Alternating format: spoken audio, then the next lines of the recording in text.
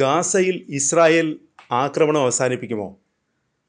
മേഖലയിൽ സമാധാനം വരുമോ? ഇസ്രായേലിൻ്റെ ആക്രമണ ചരിത്രം പരിശോധിക്കുമ്പോൾ വെടിനിർത്തൽ ലംഘനം സാധാരണമാണ്. ഗാസയിൽ സമാധാനം പുനഃസ്ഥാപിക്കാനും പുനർനിർമ്മാണത്തിനും ഇസ്രായേൽ വിലങ്ങുതടിയാകുമോ? ഈ ആശങ്ക ഇപ്പോഴുമുണ്ട്.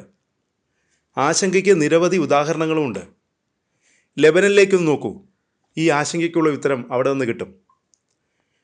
14 മാസത്തെ ഇസ്രായേൽ ഹിസ്ബുള്ള യുദ്ധം US-ൻ്റെ മധ്യസ്ഥതയിൽ വെടിനിർത്തലിൽ എത്തിയിരുന്നു. വെടിനിർത്തലിന് ശേഷവും ലെബനനിലെ ആക്രമണം ഇസ്രായേൽ അവസാനിപ്പിച്ചിട്ടില്ല. തെക്കൻ ലെബനനിൽ ജനവാസ മേഖലകളിൽ ഉൾപ്പെടെ ഇസ്രായേൽ ആക്രമണം തുടരുകയാണ്. ഒക്ടോബർ 11 പുലർച്ചെ ഇസ്രായേൽ നടത്തിയ കനത്ത വ്യോമാക്രമണത്തിൽ ഒരാൾ കൊല്ലപ്പെട്ടു.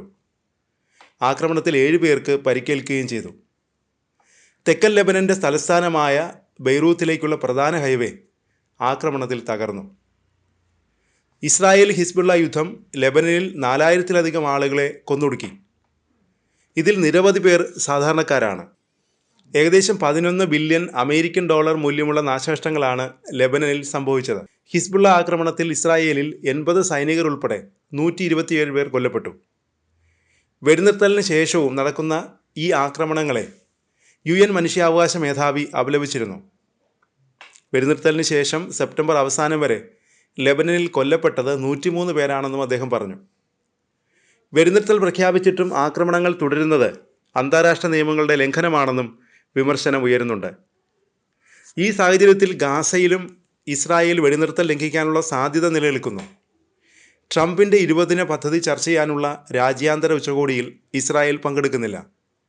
ഈജിപ്തിലെ ഷാമൽ ഷെയ്ഖിൽ ട്രംപിൻ്റെയും Egypt president Abdel Fattah al സിസിയുടെയും അധ്യക്ഷതയിൽ 20ഓളം ലോക നേതാക്കളാണ് ഉച്ചകോടിയിൽ പങ്കെടുക്കുന്നത്.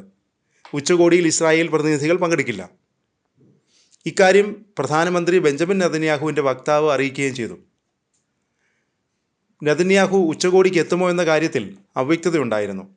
അതിനിടെയാണ് ഔദ്യോഗിക അറിയിപ്പുണ്ടായത്. ഐക്യരാഷ്ട്ര സംഘടനാ secretary general Antonio Guterres, British പ്രധാനമന്ത്രി കിയാർ സ്റ്റാമർ, തുർക്കി പ്രസിഡന്റ് തയ്യിബ് എർദോഗൻ, ഇറ്റലി പ്രധാനമന്ത്രി ജോർജ മെലോനി, സ്പെയിൻ പ്രധാനമന്ത്രി Pedro Sanchez, French president Emmanuel Macron തുടങ്ങിയ ലോക നേതാക്കൾ ഉച്ചകോടിയിൽ പങ്കെടുക്കുന്നുണ്ട്. ഗാസയിൽ യുദ്ധം അവസാനിപ്പിക്കുക, പശ്ചിമേഷ്യയിൽ സമാധാനം നിലനിർത്തുക, ഇതിനു വേണ്ടുന്ന നടപടികളാണ് ഉച്ചകോടിയിൽ ചർച്ച ചെയ്യുന്നത്.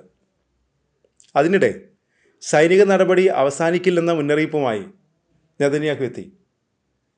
ഇപ്പോഴും നമ്മുടെ മുന്നിൽ വലിയ സുരക്ഷാ വെല്ലുവിളികളുണ്ട്. നമ്മുടെ ശത്രുക്കളിൽ ചിലർ വീണ്ടും നമ്മളെ ആക്രമിക്കാൻ ശ്രമിക്കുന്നു. ഈ വെല്ലുവിളി നേരിടുന്നതിനുള്ള നടപടികളുമായി മുന്നോട്ടു പോകും, നെതന്യാഹു പറയുന്നു. ഒരുമിച്ച് പ്രവർത്തിക്കുന്നതിലൂടെ നമ്മൾ വെല്ലുവിളികളെ മറികടക്കുകയും അവസരങ്ങൾ പ്രയോജനപ്പെടുത്തുകയും ചെയ്യുമെന്നും നെതന്യാഹു പറയുന്നു. ഗാസയിൽ വീണ്ടും ആക്രമണം തുടരാനുള്ള മുന്നറിയിപ്പായി, സൂചനയായി ഇതിനെ വിലയിരുത്തുന്നുണ്ട്.